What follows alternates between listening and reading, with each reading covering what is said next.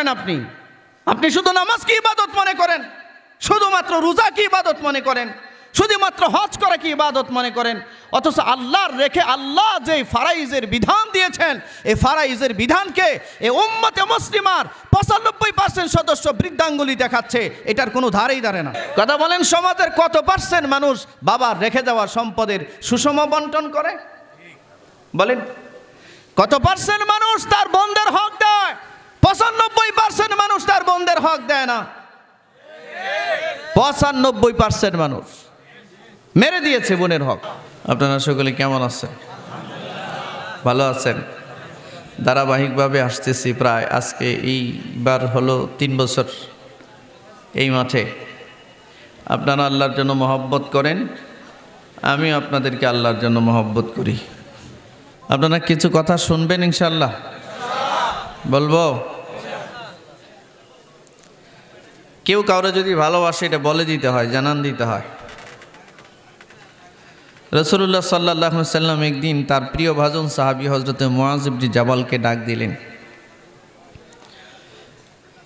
ডাক দিয়া বললেন, ইয়া মুআয, ওয়াল্লাহি আনা উহিব্বুকা ফিল্লাহ। মুআয, আল্লাহর কসম, আমি আল্লাহর জন্য তোমারে মহব্বত করি। এই মহব্বতটা কে করে? রাসূলুল্লাহ সাল্লাল্লাহু আলাইহি ওয়াসাল্লাম হযরত মুআয ইবনে জাবালকে বলছেন। মুআয ইবনে জাবালকে নবীজি মহব্বত করেন, এই কথাটা বলে দিলেন আল্লাহর জন্য। আর এখানে আসছে আল্লাহর জন্য কেউ কাউকে যদি মহব্বত করে, আল্লাহ তাআলা তার আরশের ছায়ার নিচে তাকে জায়গা দিবেন। তাহাব্বানি ফিল্লাহি ওয়াজতামা আলাইহি ওয়াফতারাকা আলাইহি। আপনাদের আমাদের এই মহব্বত আল্লাহর জন্য আল্লাহ কবুল করেন, বলেন আমিন। সম্মানিত হাজিরিন, আমি আপনাদের সামনে আজকে সূরা হুজুরাতের প্রাথমিক কিছু আয়াত তিলাওয়াত করেছি। এর আলোকে কিছু কথা বলতে চাই। অধৈর্য না হয়ে ধৈর্যের সহিত কিছু সময় দেয়া যাবে ইনশাআল্লাহ? কারা কারা রাজি আছেন? দুইটা হাত দেখান, দুইটা হাত দেখান, দুইটা হাত উঁচু করেন, এটা নাড়াচাড়া দেন। থাকবেন ইনশাআল্লাহ? আল্লাহ তাআলা বলেন, বিসমিল্লাহির রহমানির রহিম,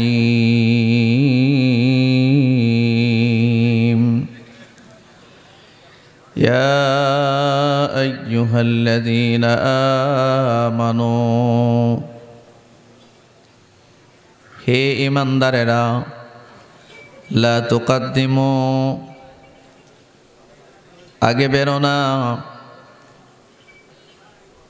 আগবাড়ি কথা বলো না, কাজ করো না, বাইনা ইয়াদাইল্লাহি ওয়া রাসূলি, আল্লাহ এবং তার রাসূলের আগে আগ বাড়িয়ে কোনো কিছু করতে যেও না। ওয়াত্তাকুল্লাহ, আল্লাহকে ভয় করো। ভয় বলেন, আমরা ভয় করব কাকে? যার হৃদয়ে আল্লাহর ভয় আছে, যার দিলে আল্লাহর ভয় আছে, দিনের আলোতে হোক আর রাতের আধারেই হোক, কোনো অপরাধ, কোনো পাপ তার দ্বারা করা সম্ভব। আপনারা কি মনোযোগ আছে এদিকে? আমি কেমন জানি আজকের মাহফিলটাতে 3 বছর যাবত আসতেছি, এতটা নির্জীবতা আমি এর আগে দেখি নাই। আজকে এরকম মনে হচ্ছে। আপনারা একটু আওয়াজ দিন, দেবেন তো ইনশাআল্লাহ? 1 নম্বর নির্দেশ দিলেন, হ্যাঁ ঈমানদাররা, আল্লাহ এবং তার রাসূলের আগে আগ বাড়িয়ে কিছু বলতে যাও না, করতে যাও না। আল্লাহকে ভয় করো,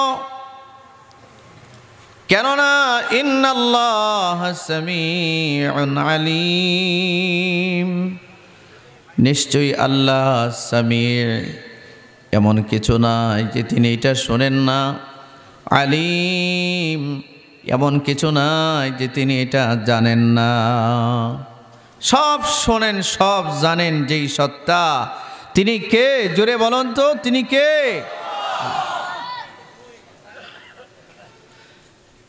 এরপর আল্লাহ তাআলা বলেন, ইয়া আইয়ুহাল্লাযীনা আমানু, দুই নাম্বার না খেয়ে ইমানদারেরা লা তানফাউ উঁচু করো না আসওয়াতাকুম তোমাদের সৌত তোমাদের কণ্ঠস্বর তোমাদের গলার আওয়াজ উঁচু করো না ফাওকা সাউতিন নবী আমার নবীর সৌতের উপরে আমার নবীর গলার আওয়াজের উপরে কণ্ঠস্বরের উপরে তোমাদের আওয়াজ উঁচু করো না উঁচু।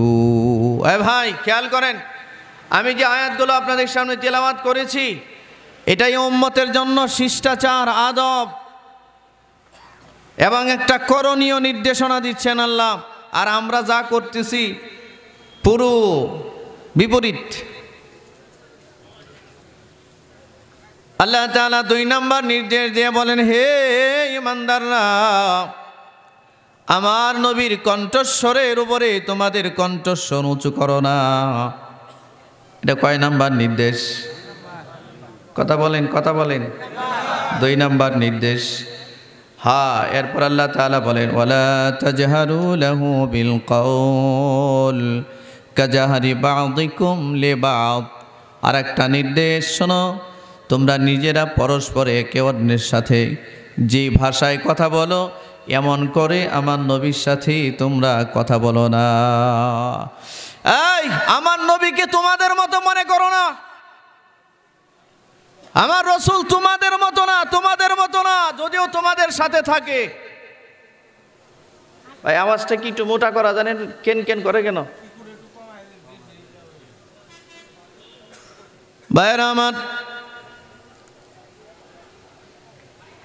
আল্লাহ রাব্বুল আলামিন বলেন, এরপরেও আমার নিষেধাজ্ঞা অমান্য করে কেউ যদি আমার নবীর কণ্ঠস্বরের উপরে তাদের কণ্ঠস্বরের আওয়াজ উঁচু করে, আং তাহবাতা আমালুকুম, আল্লাহ বলেন, নতিজা দিয়ে বলেন, আমি আল্লাহ কিন্তু তোমাদের সমস্ত আমল বরবাদ করে দিব। এ ভাই কথা কি বোঝা যাচ্ছে?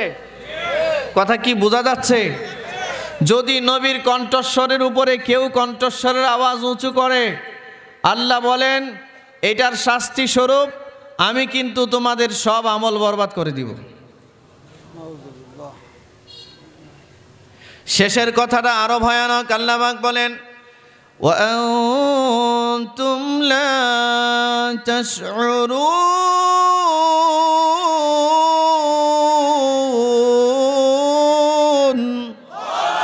আমি আল্লাহ যে তোমাদের আমল বরবাদ করব এটা তোমাদেরকে জিজ্ঞাসা করে করব না। এমনভাবে তোমাদের আমল আমি বরবাদ করে দিব, বাতিল করে দিব যে তোমরা এটা টেরও পাবে না, জানতেও পারবে না, বুঝতেও পারবে না যে তোমাদের আমল সব বরবাদ করে দিলাম। ভয়ানক এক ব্যাপার। আল্লাহ তাআলা আয়াতের মধ্যে উম্মতকে, ইমানদার জাতিকে আদব আর শিষ্টাচার শিক্ষা দিলেন। একটা জাতি গোষ্ঠীর জন্য একটা সুষ্ঠু, সুস্থ, সুন্দর, সভ্য সমাজ ব্যবস্থার জন্যে শিষ্টাচার আদব একটা জরুরি জিনিস। এই শিষ্টাচার এই আদব যার কাছে নাই, এর কাছে দিন নাই, এর কাছে আল্লাহ নাই। গ্রামের মানুষরা বলে, মুরব্বীরা বলতে শুনতাম, আদবে আউলিয়া আর বিয়াদবে দেউলিয়া। এটা গ্রাম্য একটা কথা আছে না? আচ্ছা আমি বুঝি না, আপনারা কি খাবার খান নাই? রাত্রে খান নাই? কে কে খেয়েছেন? এতটান তো সবাই খাইছেন, তাহলে ঘুমাইতেছেন কেন? একটু হা না বইলেন আমার সাথে। রাত বেশি হয়ে গেছে, রাত বেশি হয়ে গেছে, ছেড়ে দিব? আমি মতিউর বাইরে বলছিলাম, ভাই আমার শেষে দেন কেরে, আপনি শেষেই থাকেন আজকে। হুজুরে বললো শেষেই থাকেন। যাক, এখন আপনারা যদি কথা না বলেন তাহলে মনে করবো যে আপনারা বসে আছেন। এইভাবে হয় নাকি? আপনার পরিবারের ছেলে মেয়েদের মধ্যে যদি আদব না থাকে, আপনার ঘরে কোনো শান্তি নাই। কথা ঠিক কিনা? জোরে বললেন। একটা মাদ্রাসার ছাত্রদের মধ্যে যদি আদব না থাকে, মাদ্রাসার উস্তাদদের মধ্যে কোনো শান্তি থাকে না। যে কোনো শিক্ষা প্রতিষ্ঠানে, যে কোনো জায়গায় একটা রাষ্ট্রের নাগরিকদের ভিতরে যদি আদব না থাকে, আদব, শিষ্টাচার, নৈতিক শিষ্টাচার যদি তার মধ্যে বিদ্যমান না থাকে, এই রাষ্ট্র কোনোদিন উন্নতির স্বর্ণ শিখরে, উচ্চ শিখরে পৌঁছতে পারবে না, কখনোই না। এই মোবাইলে কি আদব এক জরুরি জিনিস। বেয়াদব যত বড় আলেম হয় না কেন, মনে রাখবেন, বেয়াদব যত বড় আল্লামাই হোক না কেন, বেয়াদব দ্বীনের পথে দৃঢ় থাকতে পারে না। বেয়াদব যত বড়ই তাবলিগওয়ালা হোক না কেন, এর মধ্যে যদি আদব না থাকে, হেদায়েতের উপরে সে টিকে থাকতে পারে না। বেয়াদব যত বড় পীরের মুরিদই হোক না কেন, এই বেয়াদব মৃত্যুর সময় কালিমা পড়তে পারবে না। হেদায়েত এবং সরল সহজ পথে অবিচল থাকবার জন্যে আদব একটা গুরুত্বপূর্ণ ব্যাপার, যেটা আল্লাহ তাআলা আয়াতের মাধ্যমে শিক্ষা দিলেন। এই আয়াতগুলো নাজিল হওয়ার একটা প্রেক্ষাপট আছে, শানে নজুল আছে, তাফসীরের কিতাবের মধ্যে আসছে। রাসূলুল্লাহ সাল্লাল্লাহু আলাইহি ওয়াসাল্লাম মদিনার মসজিদে বসা, বনু তামিম নামে একটা গোত্র ছিল। এই গোত্রে কিছু লোক আসছে নবীজির কাছে, এসে বলেন, ইয়া রাসূলুল্লাহ, আমাদের গোত্রে একজন নেতার দরকার, সাইয়্যিদের দরকার, ইমামের দরকার, লিডারের দরকার। আমাদের গোত্রটাকে পরিচালনা করার জন্য একটা যোগ্য নেতার দরকার। কিসের দরকার? কথা কয় না। কি নেতা? জোরে বলেন। আমাদের দেশে যোগ্য নেতা আছে না? কেডা? নাম কোন? নেতা যদি যোগ্য থাকতো তাহলে পালায় কেন? জোরে বলে না ভাই। আপনার মাইকের আওয়াজটা আজকে মজা পাচ্ছি না আমি, একটু মজা করেন না, বৃষ্টি করেন বারাম ভাই। বলেন, নেতা যদি যোগ্য হইতো, যোগ্য নেতারা কি পালায় নাকি? কথা কয় না। হ্যাঁ, 17 লক্ষ কোটি টাকা বাংলাদেশ থেকে ওরা পাচার করেছে 15 বছরে। ময়মনসিংহের চাচারা 17 লাখ কোটি টাকা বুঝেন? আপনি যদি আগামী 100 বছরও বাঁচেন আর এই টাকা গণেন, শেষ করতে পারবেন না। বাংলাদেশে একটা পুরা রাষ্ট্রের বাৎসরিক বাজেট 6 লাখ কোটি টাকা, আর ওরা সবাই মিলে চুরি করছে 17 লাখ কোটি টাকা। তাহলে কি হইতে পারে? $17 বিলিয়ন বাংলাদেশ থেকে পাচার করেছে। বাংলাদেশে যদি এই টাকাটা থাকতো, তাহলে আমার দেশ, এই বাংলাদেশ, সিঙ্গাপুর আর মালয়েশিয়ার উদাহরণ হতো না, তার চেয়ে উন্নত রাষ্ট্র হতো বাংলাদেশ, তার চেয়ে উন্নত রাষ্ট্র। মাটির কোনো ঘর এই বাংলাদেশে থাকতো না, কোনো ভিক্ষুক বাংলাদেশে থাকতো না। বাংলাদেশে গিয়া দেখেন, হাইকোর্টের সামনে, সুপ্রিম কোর্টের সামনে, ওভার ব্রিজগুলোতে, ফুটপাথে এখনো ঢাকা শহরে হাজার হাজার ক্ষুধার্ত মানুষ না খেয়ে রাত যাপন করে। বিশ্বাস না হয় এখন রওনা দেন, যান এখন রওনা দেন। আমরা শেষ রাতে ঢাকায় ঢুকি, আমরা দেখি কি পরিমাণ মানুষ রাস্তাঘাটে ঘুমায়।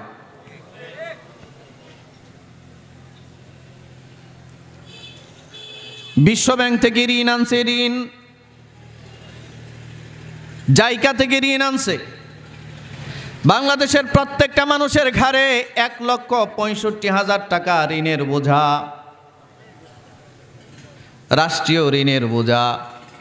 আজকে যে বাচ্চাটা জন্ম নিয়েছে, এটার জন্য 1,65,000 টাকা ঋণের বোঝা। এভাবে ঋণ এনে এনে প্রকল্পের নামে হাজার হাজার কোটি টাকা মেরে দিয়েছে, লক্ষ লক্ষ কোটি টাকা মেরে দিয়ে ওরা কানাডায়, ওরা আমেরিকায় বেগমপাড়া বানিয়েছে, বেগমপাড়া।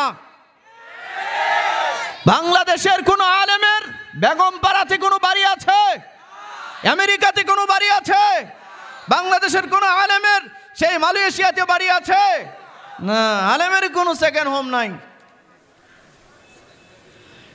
কারণ ওরা জানে ওরা চোর। চোর তার বাড়িতে ঠিক মতো থাকতে পারে না, ঠিক কিনা জোরে বলেন?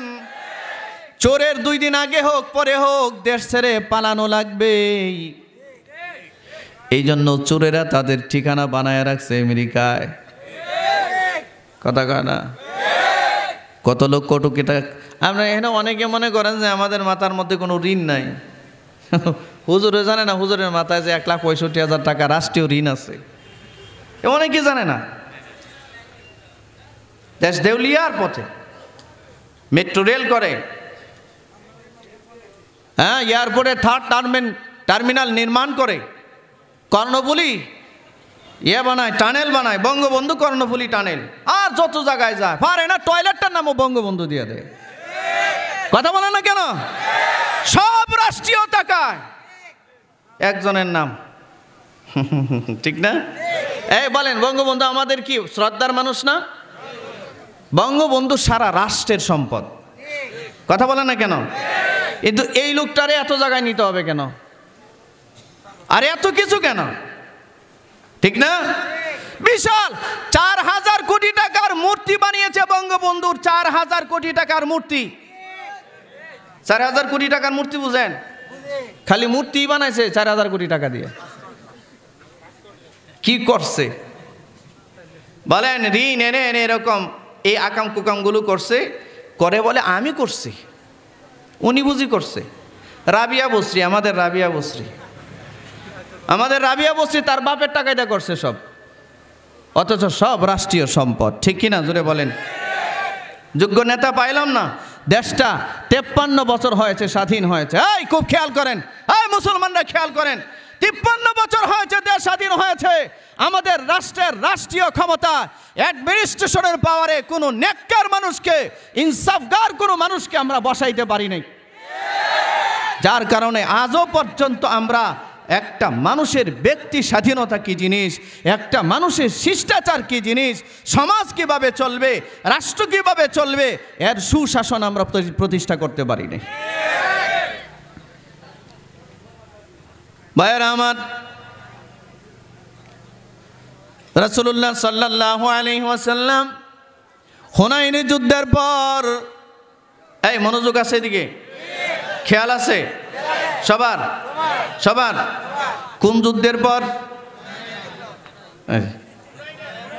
হুনাইনের যুদ্ধের পরে আল্লাহ রাসূল সাল্লাল্লাহু আলাইহি ওয়াসাল্লামের কাছে সাহাবীরা গেছেন, গিয়া বলেন, ইয়া রাসূলুল্লাহ, যুদ্ধবন্দী মহিলাদের ভিতরে 6,000 যুদ্ধবন্দী হুনাইনের যুদ্ধে মুসলমানদের হাতে বন্দী হয়েছে। এর মধ্যে পুরুষও আছে, নারীও আছে। একটা মহিলা বারবার চিৎকার করে বলছে, ও লোকেরা, তোমরা একটু মুহাম্মদুর রাসূলুল্লাহর কাছে গিয়া বলো, তার সাথে আমার একটা আত্মীয়তার বন্ধন আছে। কি আছে? কে বলতেছে? একটা মহিলা। কে বলতেছে? এই মহিলাটা আবার যুদ্ধবন্দী, ওই তায়েফ থেকে আসছে নবীরে মারতে। কথা কয় না? তায়েফ থেকে কারে মারতে আসছে? মুহাম্মদুর রাসূলুল্লাহর বিরুদ্ধে যুদ্ধ করতে আসছে, সাহাবায়ে কেরামদের বিরুদ্ধে যুদ্ধ করতে আসছে। 30,000 সশস্ত্র সন্ত্রাসী, মাত্র 12,000 মানুষের বিরুদ্ধে যুদ্ধ করতে আসছে। হুনাইনের ময়দানে যেমনেই হোক আল্লাহ তাআলা মুসলমানদেরকে বিজয় দান করলেন। এর মধ্যে সেই তায়েফ থেকে যে সন্ত্রাসীরা এসেছিল নবীজিকে হত্যা করার জন্য, সেখানে 6,000 যুদ্ধবন্দী মুসলমানদের হাতে হস্তগত বন্দী। এর মধ্যে মহিলা কিছু, মহিলাদের ভিতরে একটা মহিলা ডাক দিয়া সাহাবীদেরকে বলে, যাও তোমরা একটু তোমাদের নবী মুহাম্মদকে গিয়া বলো, তার সাথে আমার আত্মীয়তার একটা সম্পর্ক আছে, আমি একটু তার সাথে দেখা করতে চাই, তার সাথে আমি কথা বলতে চাই। খেয়াল আছে? জিমানি ধরছে মনে হয়। সাহাবীরা জিজ্ঞাসা করেন, নবীজির সাথে আপনার কিসের আত্মীয়তার সম্পর্ক বলেন? মহিলা বলে, মুহাম্মদুর রাসূলুল্লাহর সাথে আমার আত্মীয়তার বন্ধন হলো, মুহাম্মদ আমার ভাই হয়, আমি তার বোন হই। কি হয়? আপনাদের জানা মতে নবীজির কোনো ভাই আছে নাকি? নবীজির বোন আছে? সাহাবায়ে কেরাম ভাবলেন নবীজির জন্মের আগে বাবা মারা গেছে, জন্মের 6 বছর পরে মা মারা গেছে। ভাই বোনের কথা তো আমরা শুনলাম না, এই বেটি আবার কি ভাবছে বন্দি হইছে তো আসামি, তো মাথা টাথা মনে হয়ে গেছে গা। কথা বুঝছেন? এই ভাই খেয়াল আছে? বারবার চিৎকার করে এক সাহাবী নবীজির কাছে গিয়া বলেন, ইয়া রাসূলুল্লাহ, যুদ্ধবন্দী একটা মহিলা দাবি করছে তার সাথে নাকি আপনার আত্মীয়তার বন্ধন আছে, সে আপনার সাথে সাক্ষাৎ করতে চায়, আমরা কি তাকে নিয়ে আসব?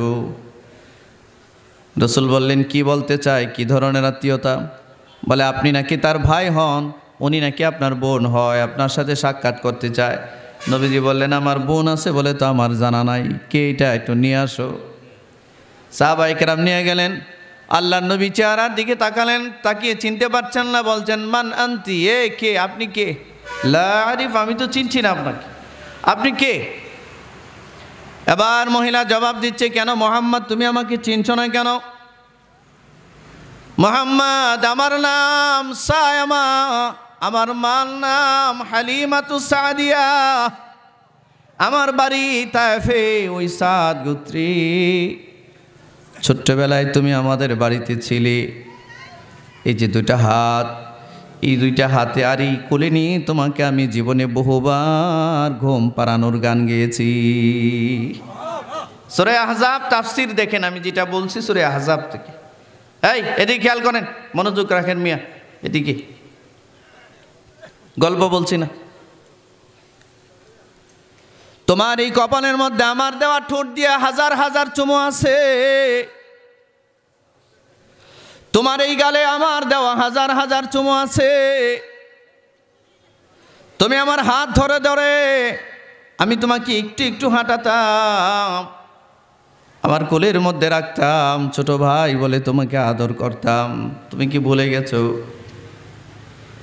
রাসূলুল্লাহ সাল্লাল্লাহু আলাইহি সাল্লামের শৈশব যখন মনে হয়েছে যে হ্যাঁ, এই নামে তো আমার একজন বোন ছিল, আমার দুধ মা হালিমাতু সাদিয়ার বড় মেয়ে। আল্লাহর নবী বসা ছিলেন, বসা থেকে লাফ দিয়ে দাঁড়িয়ে গেছেন। সুবহানাল্লাহ, একটু জোরে বলা যায় না? মুখটা খুলে জোরে বলবেন কেন সুবহানাল্লাহ? বিড়ি খাইতে খাইতে তো গান্দা বানায় লাইছেন মুখ, সুবহানাল্লাহ বলবেন কোত্থেকে? রাত্রে ঘুমাইতে গেলেও আপনার বিড়ি লাগে, টয়লেটে গেলেও বিড়ি লাগে, জীবন বিড়িময়, বিড়ি ছাড়া কিচ্ছু বোঝে না।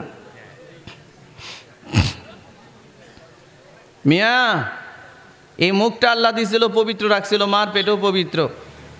মার এই নোংরা রক্তটা দিয়ে আমাদের খাদ্য সরবরাহ করেছেন, তাও এটা নাভির মাধ্যমে, মুখের মাধ্যমে না।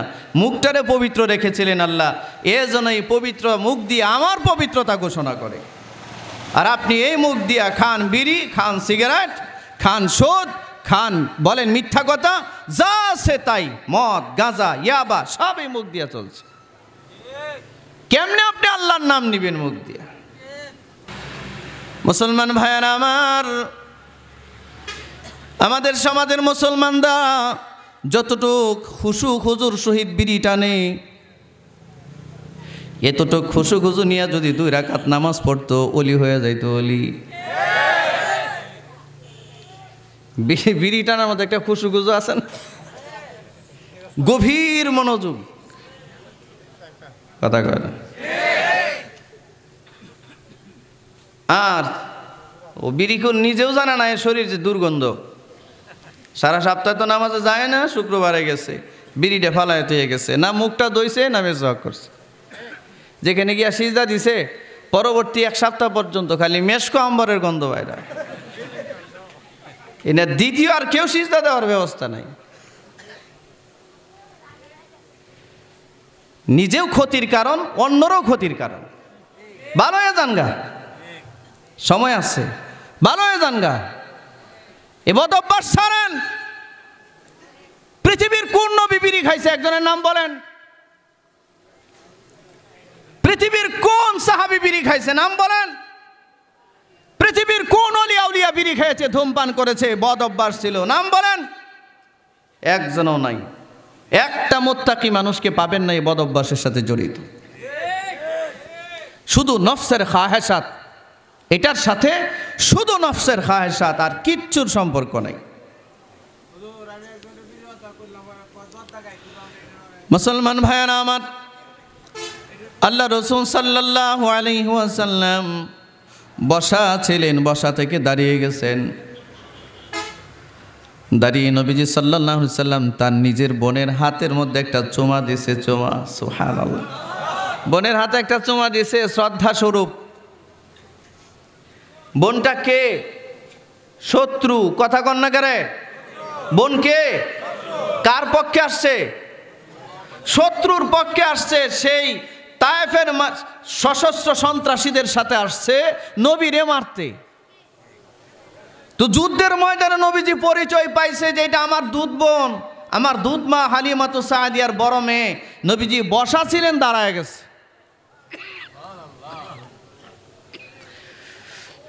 সম্মান জানালেন আল্লাহ রাসূল সাল্লাল্লাহু আলাইহি ওয়াসাল্লাম। নিজের বোনকে সম্মান জানিয়ে বললেন, মার কথা জিজ্ঞাসা করলেন, হাল ফুরসি করলেন। আল্লাহ রাসূল সাল্লাল্লাহু আলাইহি ওয়াসাল্লাম হালিমাতু সাদিয়া রাদিয়াল্লাহু তাআলা আনহার কথা স্মরণ করে কান্না করছিলেন, বোনও কান্না করছিলেন।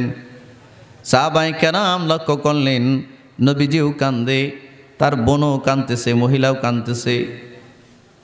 আল্লাহ রাসূল সাল্লাল্লাহু আলাইহি ওয়াসাল্লাম নিজের বোনকে বলতেছেন, বোন এই মুহূর্তে আপনি আমার কাছে কি চান বলেন।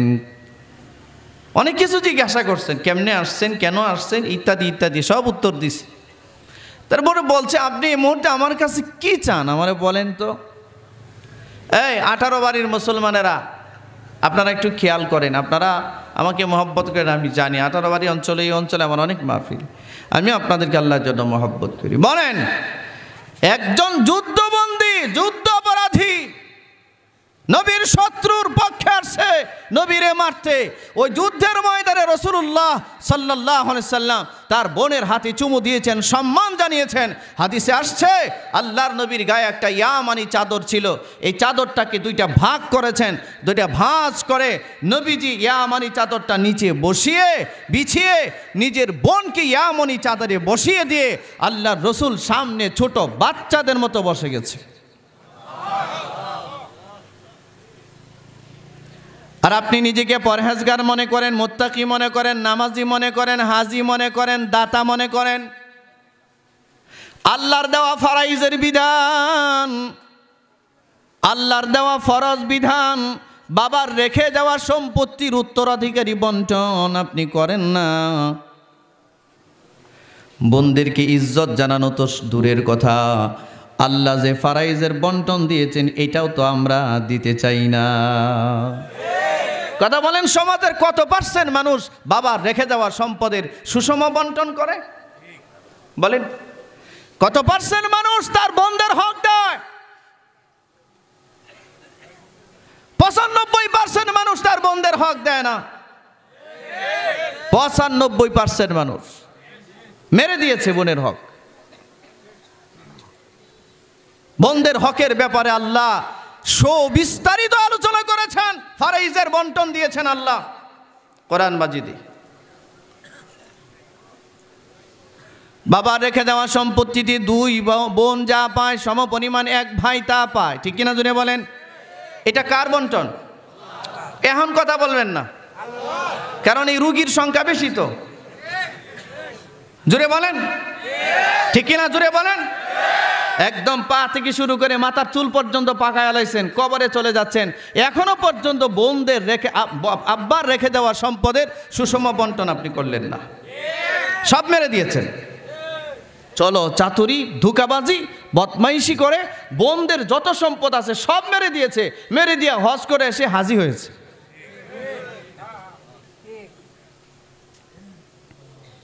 কথাগুলো মনে একটু শক্ত হয়ে যেতেছে, মনে হয়।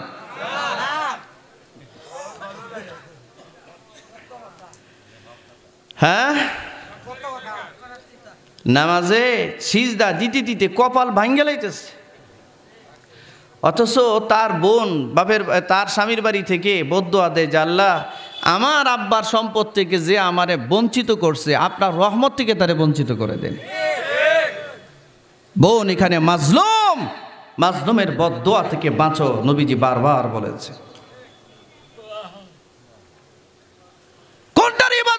করেন আপনি? আপনি শুধু নামাজ কি ইবাদত মনে করেন, শুধুমাত্র রোজা কি ইবাদত মনে করেন, শুধুমাত্র হজ করা কি ইবাদত মনে করেন। অথচ আল্লাহর রেখে আল্লাহ যে ফারাইজের বিধান দিয়েছেন, এই ফারাইজের বিধানকে এই উম্মতে মুসলিমার 95% সদস্য বৃদ্ধাঙ্গুলি দেখাচ্ছে, এটার কোনো ধারেই দাঁড়ে না। সমাজে যদি কোনো বোনেরা আসে বাবার সম্পদের অংশ নিতে, আবার বাটপারি করে বলে কি, হ্যাঁ বাবার সম্পদের অংশ নিতে নাই, অংশ নিলে বংশ থাকে না। মিলে না, সমাজের সাথে মিলে না।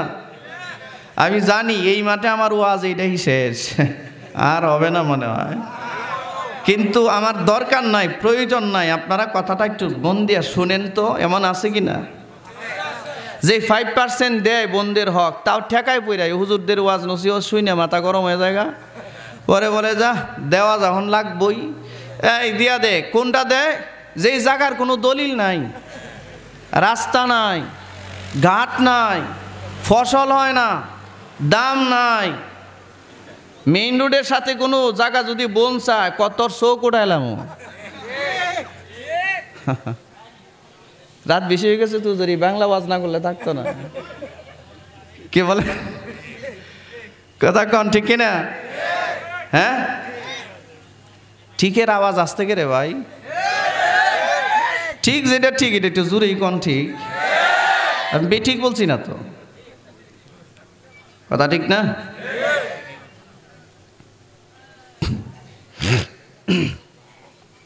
আবার আমাদের সমাজের বুড়া নামে কিছু বাপ আছে, বাপ। এই বাপগুলো সব সম্পদ ছেলেদেরকে লিখে দিয়ে মেয়েদেরকে কয় দোয়া দিয়ে দিলাম। কথা গান এই শুনতেছেন কথা? এটি পাইবেন কই? এদিকে টাকা, এদিকে খেয়াল করেন। মেয়ের সম্পদ না দিয়া আল্লাহর দেওয়া ফারাইজের বিধান, আল্লাহ যেটা ফরজ করেছেন সুষম বন্টন করে দিয়েছেন, ওইটাকে বৃদ্ধাঙ্গুলি দেখায়। আর সে বলে মারে সম্পদ দিতে পারলাম না, তোমাদেরকে আমি দোয়া দিয়ে দিলাম। কি দোয়াওয়ালারা? এই জালিমের দোয়া কিয়ামতের আগে আল্লাহর আসমানে উঠবে না, এ কোনোদিনও উঠবে না।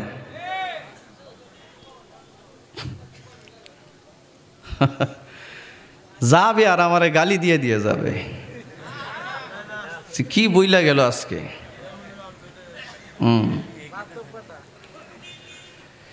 এ ওয়াজ তো মসজিদের ইমাম সাহেব করলে কইবেন হুজুর আসসালামু আলাইকুম জানগা। এত উচিত কথা পাইছেন কই আপনি? আপনি আমার বাড়িতে খান, আমার বিরুদ্ধে ওয়াজ করেন, ঠিক না? কথা কন না করে? হ্যাঁ জোরে বলেন ঠিক কিনা? অনেকের আবার জিমানি ধরছে, এখন জিমায় যাবো গা, ঘুমায় যাবো গা, এই শুনতো না। শুনেন না, আপনার কানে আওয়াজটা দিয়ে যাই। মুসলমান ভাইয়ারা আমার, রেহেমের ব্যাপারে, আত্মীয়তার বন্ধনের ব্যাপারে মারাত্মক সতর্কবাণী আসছে হাদিসে, কোরআন মাজিদেও। এই জন্য এটাকে উপেক্ষা করার কোনো সুযোগ নাই, কোনো সুযোগ নাই। খেয়াল রাখবেন।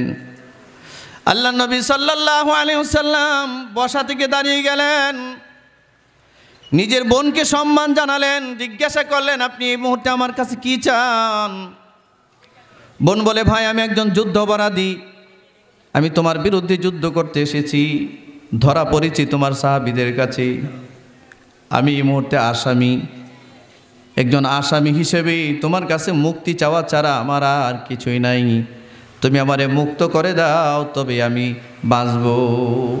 আর না হয়তো আমারে বাঁচ দিবা, না পাঠাই দিবা কোথাও, কারো কাছে দিয়া দিবা। এই আমার পয়েন্টটা খেয়াল করেন, দেখেন রসুল কি বলে।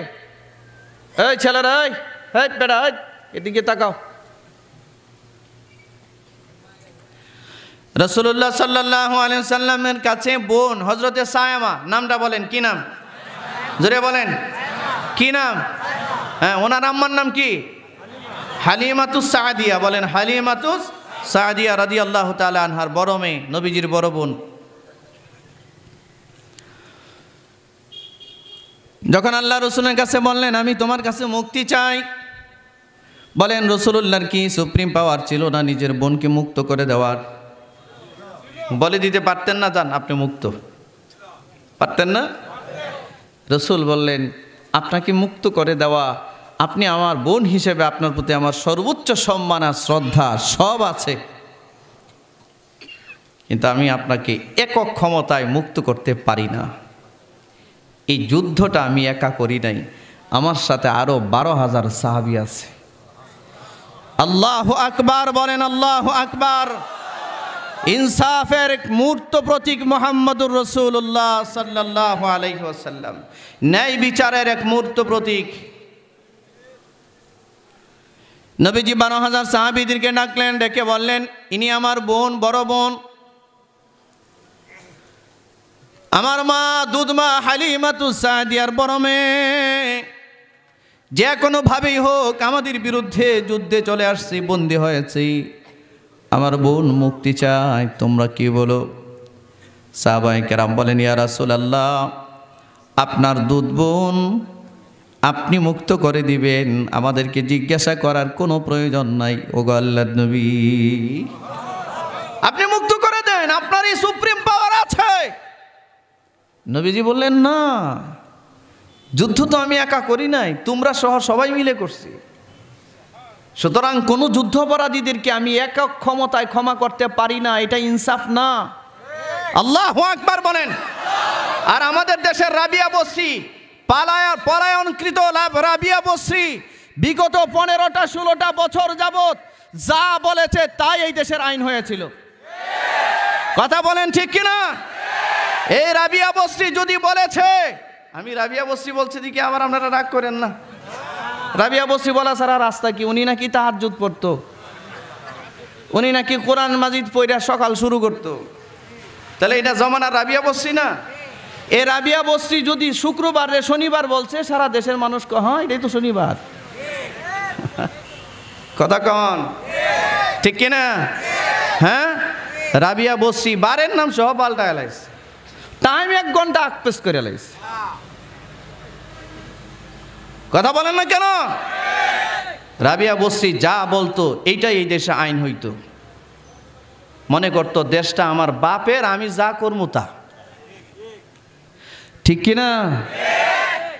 জুলুমের শেষ পরিণতি কোনোদিন ভালো হয় না, স্বৈরাচারের শেষ পরিণতি কোনোদিন ভালো হয় না। আল্লাহ রসুল সাল্লাল্লাহু আলাইহি সাল্লাম স্বৈরাচারের ভূমিকায় গেলেন না। রসুল বললেন আমার একক ক্ষমতায় আমি মুক্ত করে দিতে পারতাম, পারি, কিন্তু করব না। যুদ্ধটা আমি একা করি নাই, আমার সাথে 12,000 সাহাবী আছে, সবাইকে জিজ্ঞাসা করা দরকার। সুবহানাল্লাহ, চিৎকার করে বলেন আল্লাহু আকবার, আরো জোরে বলেন আল্লাহু আকবার। আল্লাহ নবী সাল্লাল্লাহু আলাইহি ওয়াসাল্লামকে যখন সাহাবীরা অনুমতি দিলেন, ইয়া রাসূলুল্লাহ আপনি আপনার বোনকে ক্ষমা করে দিন, নবীজি সাহাবীদেরকে ডেকে বললেন আমার বোনের জন্য একটা উট আনো।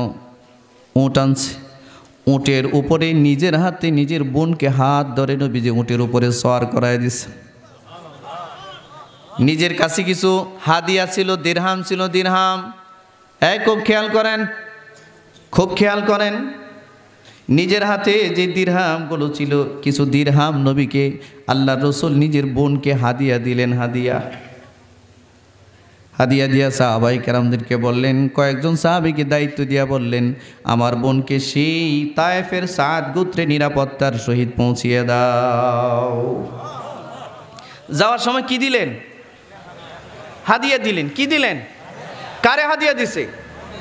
শত্রু। শত্রু শত্রু যদিও বোন আসছে শত্রুর পক্ষে, আর আপনি আপনার মার পেটের বোনটাকে যে বিয়ে দিয়েছেন 20 বছর হয়েছে, এই 20 বছরের ভিতরে ফোনও দেন না, আসতেও দেন না, বাড়িতে আসলেও মেহমানদারি করেন না, তার সাথে শত্রুতা করেন। উদ্দেশ্য হচ্ছে তার যে সম্পদটা আছে এটা মাইরা খাওয়া। হাজী সাহেব কি দিয়ে হজ করছেন?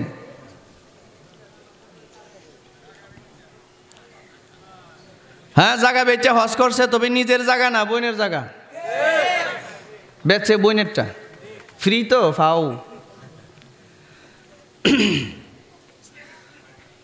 ঠিক না? হাদিয়া তো দূরের কথা, বোনের সম্পদ মেরে দেয় এই উম্মত। এই উম্মত কিভাবে এই চেহারাটা নবীজির সামনে দেখাবে? বলেন কিভাবে দেখাবে? এটা আদব হতে পারে না। নবীর আদর্শের বিরুদ্ধে চলে কোনো উম্মত নবীর সুন্নত ধরে রেখেছে যদি কেউ মনে করে, এটা আদব হতে পারে না। আল্লাহ রাসূল সাল্লাল্লাহু আলাইহি ওয়াসাল্লাম ডাক দেয়া বললেন, আমার বোনকে নিরাপত্তার সহিত পৌঁছিয়ে দাও। আর আমাদের অবস্থা যে 5% মানুষ বোনদেরকে সম্পদ দেই, ওই রেজিস্ট্রি অফিসে রেজিস্ট্রি হওয়ার সাথে সাথে বোনদেরকে ডাক দেয়া বলে, এই শোন, সম্পদ যখন নিয়ে আই গেছিস, আজ থেকে তোর প্রতি নির্দেশ, আমার বাড়ির দরজা তোর মরণ পর্যন্ত বন্ধ। ঠিক দুই একজনে কয়, তুই মরলেও আমি তোরে দেখতে যাব না, আমি মরলেও তুই আমার লাশ দেখতে আসবি না। কথা কয় না? কি মিল আছে? একটু একটু না বরাবরই? আচ্ছা, এটার মানে কি যে তুই মরলেও তোরে দেখতে যাব না, আমি মরলেও তুই আমারে দেখতে আসবি না? এটার অর্থ কি আত্মীয়তার সম্পর্ক রক্ষা করা না কি করা? রাসূল বলেন, লা ইয়াদখুলুল জান্নাতা কাতি', আত্মীয়তার সম্পর্ক যে ছিন্ন করে অন্যায়ভাবে, এই ব্যক্তি কশ্চিনকালেও জান্নাতে ঢুকতে পারবে না, সে যেই হোক।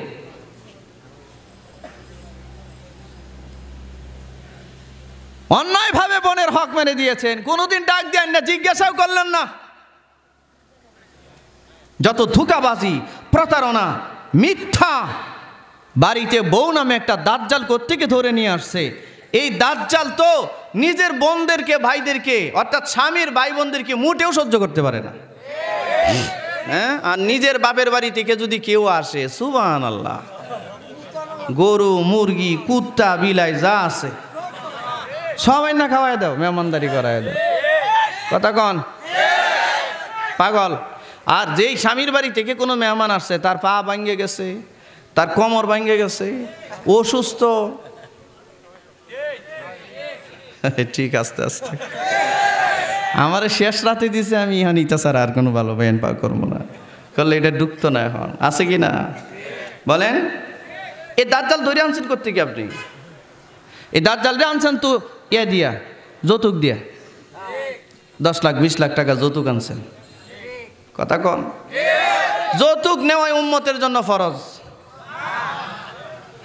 নাকি? জোরে কন, যৌতুক কি? হ্যাঁ, জোরে বলেন যৌতুক কি? আরো জোরে বলেন যৌতুক কি? হারাম সুদখোরের মেয়ে ধরে নিয়ে আসছেন, ঘুষখোরের মেয়ে ধরে নিয়ে আসছেন, নামাজের সাথে কোনো সম্পর্ক নাই, দিনদারির সাথে কোনো সম্পর্ক নাই, একটা বদ্দিন থেকে ধরে নিয়ে আসছেন, এটারে পুত্রবধূ বানিয়েছেন। এই পুত্রবধূ আপনারই বৃদ্ধা আঙ্গুল দিয়েও সম্মান করে না, কোত্থেকে করবে? আপনি তো বদ্দিন ধরে নিয়ে আসছেন।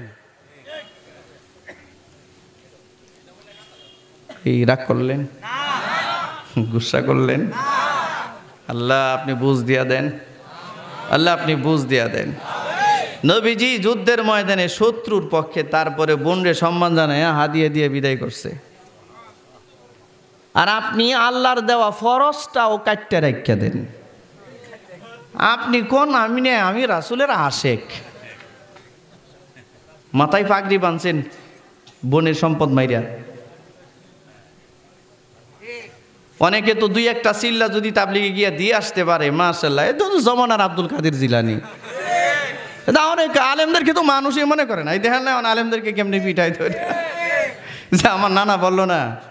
এবং আজকে যে দৃশ্য ঢাকায় দেখলাম রমনা থানা, সুবহানাল্লাহ, আমার চাঁদ গ্রুপের ভাইয়েরা মনে হয় অস্ত্র নিয়ে এমন ট্রেনিং দিতেছে, সামনে মৌলবীদের অবস্থা রাখতে না। 18 সালে দিছিল না, ওইটা প্রস্তুতি নিচ্ছে। হ্যাঁ, মনে রাখবেন, যেই শিক্ষা, যেই পীর, যেই তবলিগ, যেই কোনো ইজম ব্যবস্থা আপনাকে আলেমের বিরুদ্ধে কথা বলতে শেখায়, নির্দ্বিধায় নিঃসংকোচে আপনি ভাবতে পারেন যে আপনি পথহারা, বিপদগামী, গুমরা এক জাতি। আপনি গুমরা, আপনি পথহারা।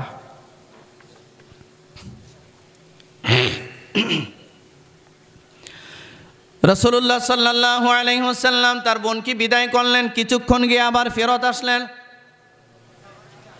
এইটা ইন্টারেস্টিং। এবার দেখেন কি করে মহিলাটা, দেখেন একবারও কিন্তু বলে না যে আমারে কালিমা পড়াইয়া দাও, বলছে? একবারও বলে না।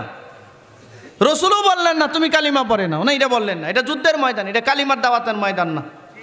যুদ্ধের ময়দান এক জিনিস, আর কালিমার দাওয়াতের ময়দান ভিন্ন জিনিস। যুদ্ধের ময়দানে তলোয়ার দিয়া দাওয়াত হয়, এখানে মৌখিক কোনো দাওয়াত নাই। আল্লাহু আকবার বলেন। নবীজি বললেন না, তিনিও বললেন না, এই জন্য কালিমার কোনো ঘোষণা সেখানে হয় নাই। মহিলা দ্বিতীয়বার ফেরত আসলেন, ফেরত এসে এবার রসুলকে বলছেন, আচ্ছা ভাই, তুমি যে আমাকে একা মুক্ত করে দিলা, আমি যদি তায়েফে ফেরত যাই, তায়েফে যারা জীবিত আছে এরা তো আমারে মানে ধুরু ধুরু সিসি করবে, এদের এই মোহাম্মদের সাথে তোমার আত্মীয়তার একটা সম্পর্ক ছিল, এই জন্য কোনো রকম নিজের জান নিয়ে পলাই আইছো, আর বাকি যারা ছিল সবাই দিয়ে আসছো, আমি তো মুখ দেখাতে পারবো না। যদি মনে করো নিজের বোনের ইজ্জত রক্ষা করার প্রয়োজন, তাহলে আমার সম্মানে বাকি যত যুদ্ধবন্দী আছে সব মাফ করে দাও। আল্লাহু আকবার বাড়ি থেকে বললেন, চিৎকার করে বলেন আল্লাহু আকবার, আরো জোরে বলেন আল্লাহু আকবার। এই মহিলা বলে কি যে আমার সম্মানে তোমার সাথে আমার ভাই আর বোনের সম্পর্কের কারণে তুমি তোমার এই গাজওয়ায়ে হুনাইনের যুদ্ধে যত যুদ্ধবন্দী আছে, এক কিতাবে আসছে তো ৬,০০০ যুদ্ধবন্দী, এই ৬,০০০ যুদ্ধবন্দীকে ক্ষমা করে দেওয়ার জন্য বলছে। কোনো দেশ স্বাধীন করলে কোনো যুদ্ধ অপরাধীদেরকে মাফ করা হয়? আমরা তো ৪০ বছর পরে সারা দুনিয়া খুঁজা ধরে আইনা ফাঁসি দিছি, বিচার আল্লাহ যাই হোক, ঠিক কিনা? আমরা মাফ করছি তো? এই কয়েকজন আইনা ফাঁসি দিয়ে দিছে। আর ইনস্ট্যান্ট ভাই তাজা যুদ্ধ অপরাধী, তাজা সামনে বন্দি, বোন বলে কি যে আমার সম্মানে তুমি বাকি সবাই মাফ করে দাও। আচ্ছা আপনি বলেন তো, আপনি তখন কি করতেন? আপনি বলতেন এই নিজের জান বাঁচান তো, ঠিক না? নিজের জান বাঁচা না আরেকজনের জন্য, ঠিক না? কিরে ভাই জিমাইতেছেন? হ্যাঁ, এটা আল্লাহ রাসূল সাল্লাল্লাহু আলাইহি ওয়াসাল্লাম কোনো রাগ করলেন না, মুচকি হাসি দিলেন। নবীজি মুচকি হাসি দিয়ে সাহাবীদেরকে ডাকলেন, ডেকে বললেন, আমার বোন আমার কাছে মুক্তি চায়, মুক্তি দিলাম। এখন আমার বোন বলছে একা যদি তায়েফে ফেরত যায়, তায়েফের মানুষ তাকে ধুরু ধুরু করবে, চিচি করবে, আমার সাথে আত্মীয়তার বন্ধনের কারণে কোনো রকম জীবন নিয়ে পালিয়ে গেছে, বেঁচে গেছে। এই জন্য আমার বোন চায় আমার বোনের সম্মানে যেন বাকি যত যুদ্ধ অপরাধী আছে সবাইরে ক্ষমা করে দেই। তোমরা কি বলো? সাহাবায়ে কেরাম বললেন, ইয়া রাসূলুল্লাহ, আপনার বোনের ইজ্জত রক্ষার জন্য, সব যুদ্ধ অপরাধী মুক্তি করে দেওয়ার জন্য আপনার বোন আরজি পেশ করছে। আপনার বোনের সম্মান রক্ষা করার জন্য আপনি সব যুদ্ধ অপরাধী ক্ষমা করে দেন, আমাদের কোনো বক্তব্য নাই। আল্লাহ রসুল বলেন, আমার বোনের ইজ্জত রক্ষা করার জন্য যত যুদ্ধ অপরাধী আছে, এদিকে খেয়াল করো, যত যুদ্ধ অপরাধী আছে এই হুনাইনের ময়দানে এত বেশি যুদ্ধ অপরাধী মুসলমানদের হাতে কখনোই আসে নাই, এত বেশি মালে গনিমত মুসলমানদের হাতে কোথাও কোনো যুদ্ধে আসে নাই।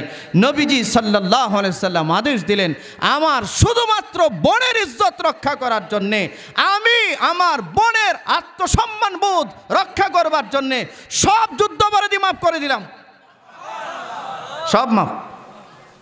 ৬,০০০ যুদ্ধ অপরাধী।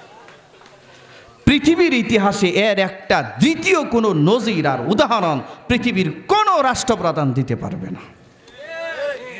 He was the matter, he was the leader of the world, he was the matter not only on his part of religious. Muhammad সাল্লাল্লাহু আলাইহি সাল্লামের ব্যাপারে এই জন্য আল্লাহ বলেছেন, লাকাদ কানা লাকুম ফি রাসূলিল্লাহি উসওয়াতুন হাসানা। উসওয়ায়ে হাসানার কোনো মহাপুরুষ, মহাপ্রাণ, মহানবী যদি কেউ দেখতে চায়, সর্বযুগের সর্বশ্রেষ্ঠ মহামানব মুহাম্মদুর রাসূলুল্লাহ সাল্লাল্লাহু আলাইহি ওয়াসাল্লাম। যুদ্ধের ময়দানে বোনের ইজ্জত রক্ষা করার জন্য যুদ্ধ অপরাধী মাফ করে দিয়েছে, নবীজি হাদিয়ে দিয়ে দিয়েছেন। আর আপনি নবীর উম্মত, আপনার বোনের ন্যায্য যে অধিকার ওইটা মেরে দিয়েছে। আপনি এই চেহারাটা কিভাবে দেখাবেন নবীজির সামনে বলেন?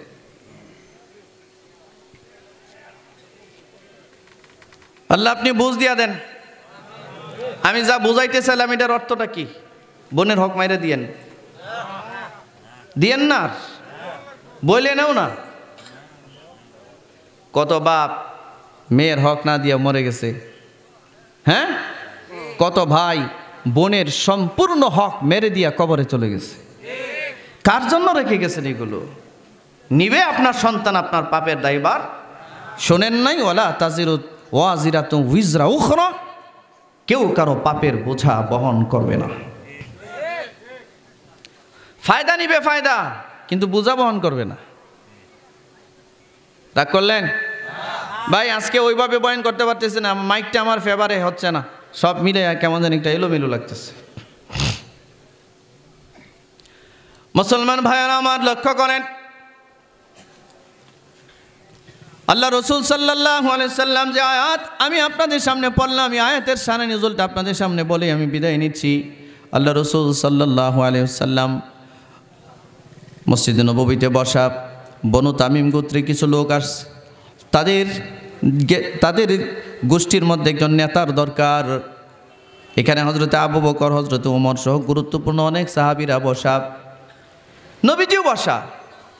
নবীজির সামনে হঠাৎ করে হজরতে আবু বকর, এদিকে খেয়াল করেন, কি উঠে যাবেন? সেটা দিব? হয়ে গেছে 12টা, 10টা মিনিট আছে, 10টা মিনিট বলি, 10টা মিনিট।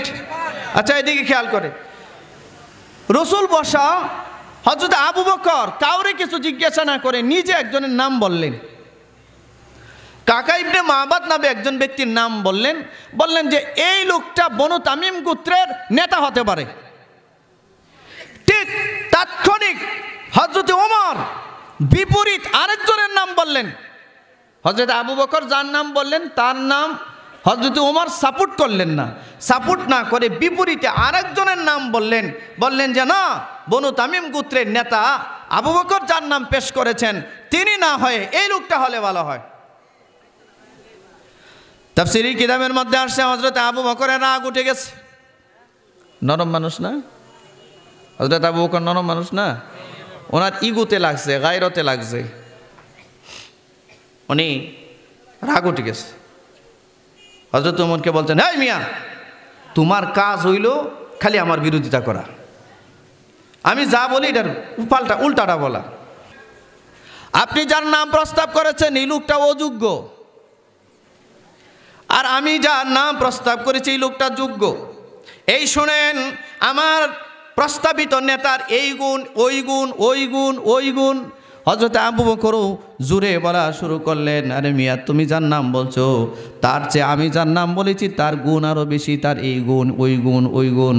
এগুলো বলতে বলতে দুজনের কথোপকথন, কথা কাটাকাটি, মোকালামা এতটা উচ্চস্বরে হয়ে গেছে, নবীজির কণ্ঠস্বরের উপরে তাদের আওয়াজ উঁচু হয়ে গেছে। নবীজি বসা, দুইজনে কথা কাটাকাটি করতে করতে নবীজির আওয়াজের কণ্ঠের উপরে তাদের আওয়াজ উঁচু হয়ে গেছে। কাদের আওয়াজ উঁচু হয়েছে বলেন? নাম বলেন। হ্যাঁ, হযরতে আবু বকর আর হযরতে ওমর রাদিয়াল্লাহু তাআলা আনহুমা, জগতের শ্রেষ্ঠ মহামানব। আল্লাহ তাআলা এটা পছন্দ করলেন না, আয়াত নাজিল করলেন তাৎক্ষণিকভাবে। এই আয়াতগুলো যা আপনাদের সামনে পড়লাম, আয়াত নাজিল করে বললেন, ইয়া আইয়ুহাল্লাযীনা আমানু,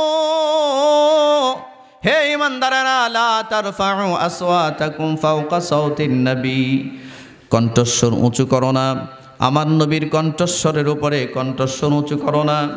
ওয়ালা তাজহারু লাহু বিল কাওলি কাজাহরি বাযিকুম লিবাদ, তোমরা নিজেরা পরস্পরে যেমনে করে কথা বলো এমন করে আমার নবীর সাথে তোমরা কথা বলার দৃষ্টতা দেখাবে না। শোনো, যদি তোমরা এই ধরনের কথা বলো আর পুনরায় কোনোদিন যদি জোরে আমার নবীর সামনে কথা বলো, উচ্চস্বরে যদি কথা বলো, আমি আল্লাহ বললাম আং তাহবাত আমালুকুম, আমি আল্লাহ কিন্তু তোমাদের জিন্দেগীর সব আমল বরবাদ করে দিব, সব আমল বরবাদ করে দিব। মানে হচ্ছে হযরতে আবু বকর রে বলছে, হে আবু বকর, আমি কিন্তু জানতে চাবো না কে আবু বকর, কে উমর, কার আমল কত বেশি এটা আমি জানবো না। আমার নবীর সামনে এরকম দৃষ্টতাপূর্ণ আচরণ করার কারণে, বিয়াদবিমূলক আচরণ করার কারণে, আমার নবীর গলার আওয়াজের উপরে নিজেদের গলার আওয়াজ উঁচু করবার কারণে আমি আল্লাহ কিন্তু আন তাহবাতা আমালুকুম, তোমাদের সব আমল বরবাদ করব। ওয়া আনতুম লা তাশউরুন, তোমরা এটা জানতেও পারবে না, টেরও পাবে না। আচ্ছা বলেন, হযরত আবু বকরের আমল বরবাদ করে দেওয়ার হুমকি দিয়েছেন আল্লাহ, আপনি কে বলেন? এই আপনি যে একজন আলেমের গায়ে হাত উঠাতে চান, আপনি যে একজন আলেমকে রক্ত বের করতে চান একজন আলেমের গা থেকে, আপনি কে? এই আপনি একটু সূরা হুজুরাত পড়েন তো, তাফসীরটা দেখেন তো। সমস্ত তাফসীরে সমস্ত মুফাসসিরুন হযরতরা লিখেছেন আল্লাহর নবীর কণ্ঠস্বরের উপরে যেমন কণ্ঠের আওয়াজ উঁচু করা যায় না, উম্মতের কারো জন্যই নবীর কণ্ঠস্বরের উপরে আওয়াজ উঁচু করা হারাম, ঠিক তদ্রূপ নবীর রেখে যাওয়া উত্তরাধিকারী উম্মতের উলামায়ে কেরাম, হাক্কানি রাব্বানি আলেমদের সামনে আওয়াম কোন জনসাধারণ যদি বেয়াদবি করে, কণ্ঠের আওয়াজ উঁচু করে, ওরও জিন্দেগির সব আমল বরবাদ হয়ে যাবে, সব বরবাদ। আলেমদের বিরুদ্ধে আচরণ করে যারা জান্নাতে যাওয়ার স্বপ্ন দেখতেছেন, আলেমদের গায়ে রক্ত ঝরিয়ে যারা দ্বীনের দাওয়াতের কাজ করার স্বপ্ন দেখেন,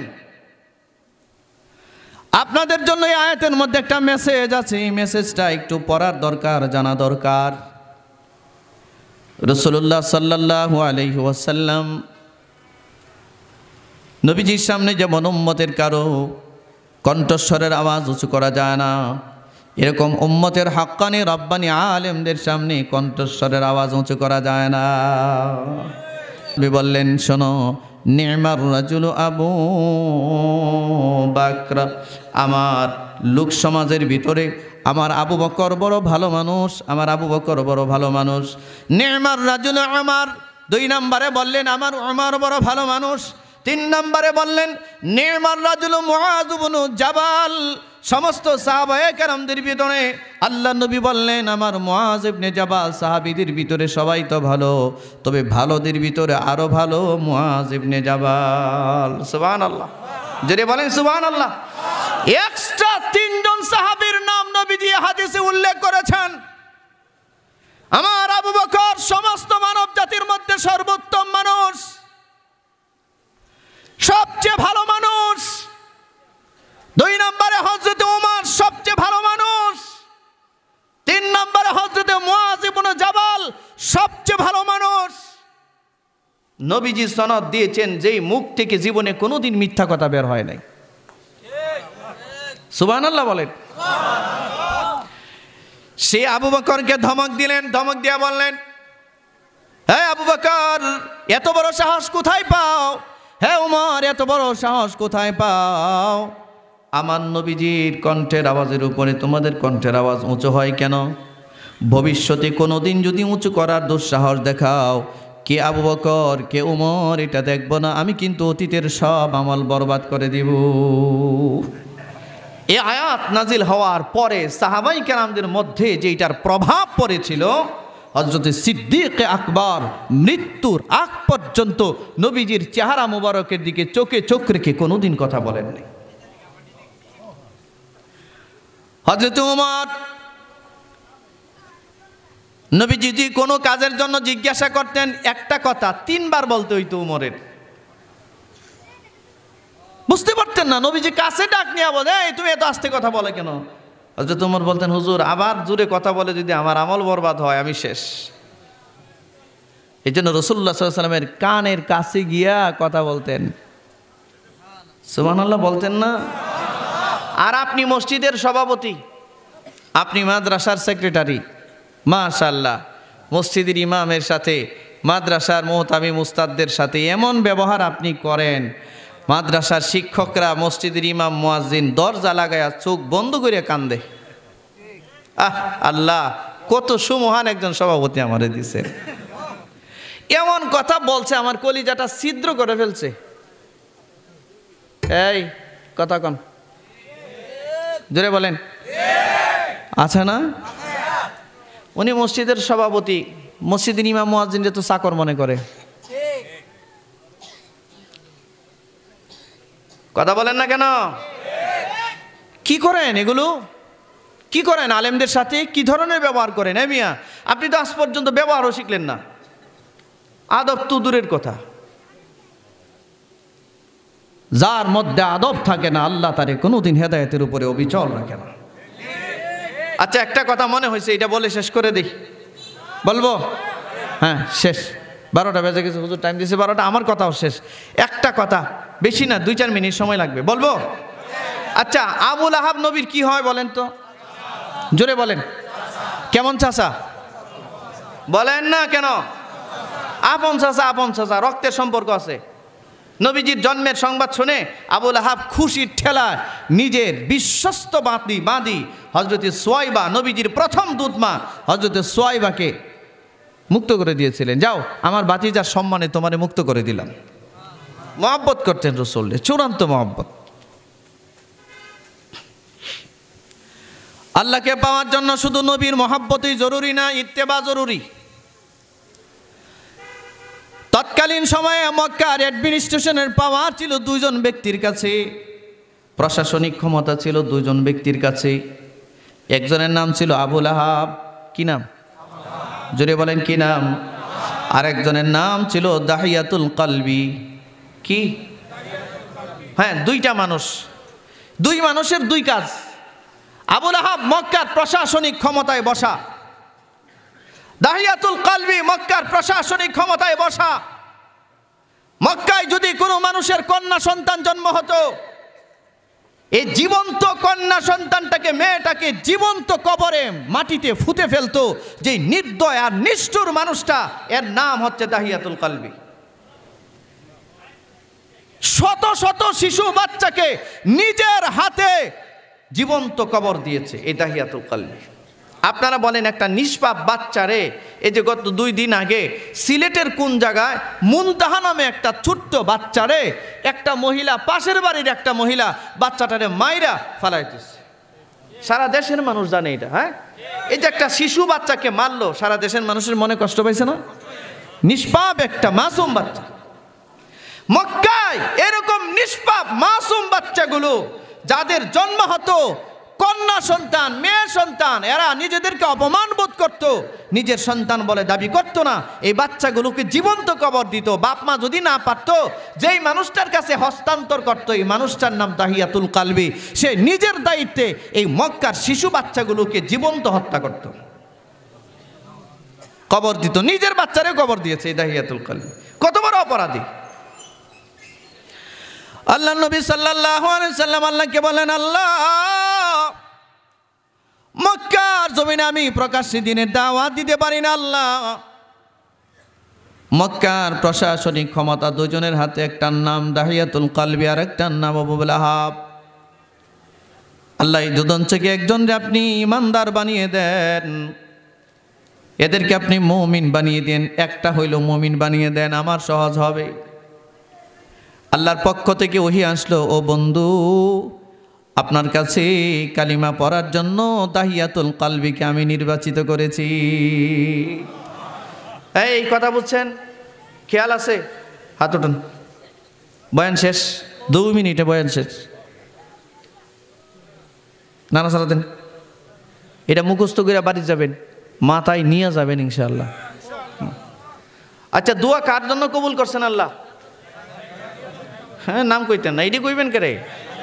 এইটি মুখস্থ রাখেন না, মানে জান্নাতি কোনো মানুষের নাম মুখস্থ রাখেন না, যত জাহান্নামীদের নাম আছে সব মুখস্থ রাখেন। ডোনাল্ড ট্রাম্প সবাই জানে, ছোট একটা বাচ্চা এটাও জানে। ইন্ডিয়ার যত নায়ক নায়িকা আছে, আরে কেউ বাকি আছস রে? কেউ বাকি নাই। বুড়া বুড়ি থেকে শুরু করে সবাই জানে। কথা কন না কে রে? সব নাম জানে, সব নায়ক নায়িকাতে। তারপরে নাটক মাটকের কি পরিমাণ সিরিয়াল সব জানে। হ্যাঁ, কিন্তু জান্নাতি সাহাবীদের নাম জানে না, যাদের নাম জান্নাতে লেখা হয়ে গেছে এদের নাম জানে না উম্মতের সন্তানেরা। দুর্ভাগ্য এটা আমাদের। দাহিয়াতুল কালবির ব্যাপারে আল্লাহ সিদ্ধান্ত জানিয়ে বললেন, বন্ধু আমার, আগামীকালকে দাহিয়াতুল কালবি আসবে কালিমা পড়ার জন্য। ঠিক কথা মতো চলে আসছে। দাহিয়াতুল কালবিকে আল্লাহ রসুল কালিমা পড়ায় দিলেন, মুসলমান হয়ে গেছে। ঘটনা বলা আমার উদ্দেশ্য না। নবী দোয়া করেছেন কয়জনের জন্য? জোরে বলেন। এই ছেলে, এই বেটা, শোন না এই কথাগুলো। কয়জনের ব্যাপারে? কয়জনের ব্যাপারে? 2 জনের ব্যাপারে দোয়া করছেন। কয়জনের ব্যাপারে? 1 নম্বরে কে? নাম কানা আবুল আহাব। 2 নম্বর কে?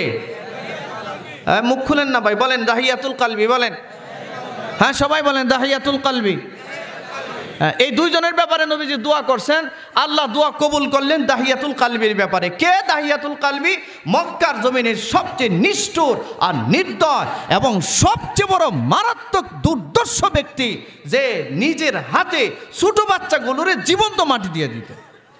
ভাই, আপনি যত নিষ্ঠুরই হন, যত নির্দয়ী হন, যত কঠিন হৃদয়ে হন, একটা মাসুম বাচ্চারে পারবেন নিজে মাটি সরাইয়া কবর দিয়ে দিতে? পারবেন? তাহলে এইটা কেমন মানুষ? নিজের হাতে নিজের মেয়েটারা তো কবর দিছেই, এরকম শত শত মেয়ে কবর দিয়ে দিছে। জঘন্য না? এটা জঘন্য বললে হবে না, এটা জঘন্যের উপরে যদি কোনো ভাষা থাকে, ঠিক না? ওইটা। অথচ আল্লাহ এই মানুষটার ব্যাপারে হেদায়েতের দোয়া কবুল করে নিলেন। সুবহানাল্লাহ। মুহাদ্দিসিন হযরতরা লিখেন এই হাদিসের ব্যাখ্যা, নবীজি দোয়া করলেন আবুল আহাবের ব্যাপারে আর দাহিয়াতুল কালবির ব্যাপারে। দাহিয়াতুল কালবি নবীরই ঠিক মতো চিনত না, কিন্তু আবুল আহাবের সাথে নবীজির ব্লাড কানেকশন, রক্তের সম্পর্ক, ভাতিজা, চাচা। শুধু তাই না, নবীর জন্মের সংবাদ শুনে নিজের বিশ্বস্ত বাঁদিকে সে আজাদ করে দিয়েছে। এত মহব্বতের সেতু বন্ধন নবীজির সাথে থাকবার কারণে তার হেদায়েতের দোয়া আল্লাহর কাছে কেন কবুল হয় নাই? মুহাদ্দিসরা লিখেছেন, দাহিয়াতুল কালবি পাপী ছিল কিন্তু বিয়াদব ছিল না, আর আবুল আহাব পাপী ছিল না কিন্তু বিয়াদব ছিল। বিয়াদব, এই খেয়াল করেন, আবুল আহাব কি ছিল? জোরে বলেন, আরো জোরে, মুখ খুলেন। কি ছিল? কে ছিল? আরো জোরে, কে ছিল? কি ছিল? হ্যাঁ, মনে আছে? আর দাহিয়াতুল কালবি ছিল অপরাধী, পাপী, বিয়াদব ছিল না। আমাদের সমাজে বহু এরকম বেনামাজি আছে, নামাজ কালাম পড়ে না, ঠিকঠাক আছে, কিন্তু কোনো আলেমের সামনে বিয়াদবি করে না। আছে না এরকম? আলেমদেরকে দেখলে সম্মান দেয় না। মদ খায় ঠিক, কিন্তু আলেমদের সামনে গেলে মাথা নিচু। আছে না? গাঁজা খায় ঠিক, কিন্তু আলেম দেখলে সম্মান করে, ইজ্জত করে।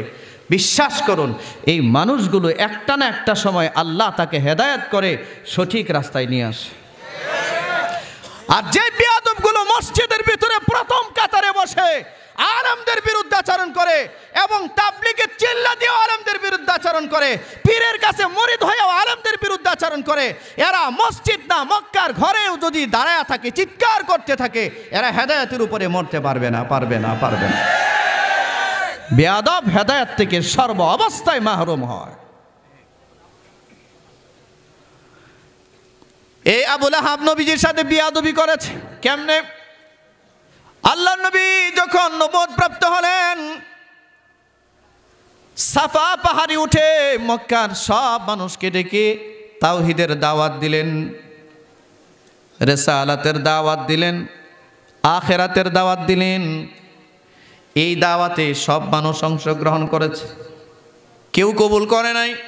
এখানে আবুল আহাব দাঁড়ানো, আবু জাহেল দাঁড়ানো, উতবা সাহেবারা দাঁড়ানো, আবু সুফিয়ানরা দাঁড়ানো, কেউ কিছু বলে না। সর্বপ্রথম নবীর দাওয়াতের বিরুদ্ধাচরণ যে ব্যক্তি করেছিল, এই ব্যক্তির নাম কুখ্যাত আবুল আহাব। একটা পাথর নিচে পাথরটা হাতে নিয়ে নবীজি সাল্লাল্লাহু আলাইহি সাল্লামের চেহারা মুবারকে সর্বপ্রথম পাথর নিক্ষেপ করেছে আবুল আহাব। পাথর নিক্ষেপ করে বলে, তাব্বাল্লাকা আলিহাদা জামাআতানা, এ মুহাম্মদ, এই ধরনের বাজে কথা বলার জন্য বুঝি তুমি আমাদেরকে একত্রিত করেছো? তুমি ধ্বংস হয়ে যাও, এই যে পাথর নিলেন, নবী মুহাম্মদুর রাসূলুল্লাহ সাল্লাল্লাহু আলাইহি ওয়াসাল্লামের চেহারার দিকে পাথর মারলেন। এর আগে ইতিপূর্বে কেউ নবীর চেহারার দিকে পাথর মানে নাই। যে আবু লাহাব পাথর নিয়ে পাথর মারলেন নবীজির চেহারার দিকে, এই সাথে সাথে বাকি যারা ছিল তারাও নবীজির দিকে পাথর মারা শুরু করলো। কিন্তু সর্বপ্রথম নবীজির এই জান্নাতি চেহারার দিকে যে পাথর মারলো তার নাম কি? যদি বলেন তার নাম কি? নবীজির কলিজাটা ফেটে চৌচির হয়ে গেছে। আহারে, এই পাথরটা যদি আবু জাহেল মারতো আমার কিছু যাইতে আসতো না। আবু জাহেল আমার নিজের চাচা না, দূর সম্পর্কের চাচা। আমার আপন চাচা আমার বিরুদ্ধে পাথর মেরেছে, কলিজায় দাগ লাগছে। আল্লাহ তাআলা আয়াত নাজিল করছেন, তাব্বাত ইয়াদা আবি লাহাবিউ ওয়া তাব। এই যে নবীর দিকে পাথর মারছে সর্বপ্রথম কে? মক্কার জমিনে নবীর দিকে পাথর মেরেছে কে? জোরে বলেন। আবু লাহাব না দাহিয়াতুল কলবি? আবু লাহাব। এই পাথর মারার কারণে আল্লাহ এত সন্তুষ্ট হয়েছেন, এর কপাল থেকে হেদায়েত কেটে নিয়েছেন, এর বংশধর থেকে হেদায়েত কেটে নিয়েছেন। মনে রাখবেন, বেয়াদব যদি কোনো আহলে ইলম, আহলুল্লাহ, কোনো আল্লাহওয়ালা, কোনো হাক্কানি রাব্বানি আলেমদের বিরুদ্ধে ষড়যন্ত্র করে, ও শুধু নিজে বিপদগ্রস্ত হয় না, এর পরবর্তী বংশধর ওইগুলো বিয়াদব হয়, সবটি হেদায়েত থেকে দূর হয়। এই জন্য আল্লাহ তাআলা আবু লাহাবের শানে হেদায়েতের দোয়া কবুল করেন নাই, হেদায়েতের দোয়া কবুল করেছেন মানুষ হত্যাকারী দাহিয়াতুল কলবির ব্যাপারে। সতর্ক হবেন, বেয়াদবি করবেন। মসজিদ মাদ্রাসায় 2000, 5000, 10,000 টাকা দেন বিদায় গোলাম মনে করেন? আলেমদেরকে গোলাম মনে করেন? আপনি এত কিছু বুঝে ফেলেন কেমনে? সারা জীবন কোরআন হাদিস যাচাই বাছাই করে এই কোরআন হাদিস নিয়ে মানে চলতে চলতে জীবন ভর শেষ করে দিয়েছে একজন আলেম। সে আলেমের বিরুদ্ধে কি করে আপনি কথা বলেন? ভয় রাখার দরকার আছে কিনা বলেন? তাহলে আমরা আদওয়ালা হব না বেয়াদব হব? কারা কারা রাজি আছেন বলেন? বেয়াদবি করবো না ইনশাআল্লাহ। কোনো আলেমের সাথে বেয়াদবি করবো না, যেই ঘরানার আলেমে হোক কোনো বেয়াদবি করবো না। আমরা আম মানুষ, ঠিকই না? জুড়ে বলেন। আলেমদের কোনো দোষ যদি তালাশ করতে হয় সেটা আমরা করব, আমরা বলবো। কেউ দোষ করলে, আমি দোষ করলে হুজুর আমারে বলবেন, ঠিক না? ঠিক না? আপনি কি আমারে লাঞ্ছিত করতে পারেন, অপমান করতে পারেন না? এটা হয় না। কোনো আলেমদের সাথে বেয়াদবি করা যাবে? আপনি সভাপতি হন, সেক্রেটারি, আল্লাহ আপনাকে সম্মানের আসনে বসাইছে, আপনি এই সম্মানটা ধরে রাখবেন। ঠিক আছে কিনা? ঠিক আছে কিনা? আল্লাহ তৌফিক দান করুন, বলুন আমিন। এই যে মাদ্রাসাটা আমি যতটুকু শুনেছি মতিউর ভাইয়ের কাছ থেকে, এলাকার মানুষ, এই এলাকার মানুষের প্রাণের প্রতিষ্ঠান হচ্ছে এই মাদ্রাসা। কে কোন দল করে এটা বিষয় না, কে আওয়ামী লীগ করে, কে বিএনপি করে, কে জামাত করে, কে জাতীয় পার্টি করে, কে ইসলামী আন্দোলন করে, কে জমিয়তে উলামা ইসলাম করে, কে খেলাফত মজলিস করে, সব ধরনের মানুষই তো আছে, ঠিক না? থাকতেই পারে একটা সমাজে, কিন্তু এই প্রতিষ্ঠানটা পুরা এলাকাবাসীর, ঠিক কিনা? এই প্রতিষ্ঠান সবার। আমি খুব খুশি হয়েছি ভাইয়ের কাছ থেকে শুনে যে ভাই আশ্চর্য হবেন, এলাকার মানুষ যার যার দল তার কাছে আছে, কিন্তু প্রতিষ্ঠানটাকে কলিজা দিয়া সবাই ভালোবাসে। এটা আমার কাছে খুব ভালো লেগেছে। আপনারা সবাই এই মাদ্রাসার, এই মসজিদের দায়িত্বে যারা আছেন সবাই দায়িত্বশীল ভূমিকা রাখবেন, আলেমদের প্রতি সদয় আচরণ রাখবেন। মনে রাখবেন, এই সব কিছুর পিছনে আমাদের কাজ হচ্ছে হেদায়েত পাওয়া, জান্নাত পাওয়া, ঠিক কিনা? এখন এইটা যদি আমাদের কোনো বেয়াদবির কারণে হাতছাড়া হয়ে যায় তাহলে আমরা ক্ষতিগ্রস্ত হয়ে যাব। আল্লাহ থেকে আমাদেরকে হেফাজত করুক, বলুন আমিন।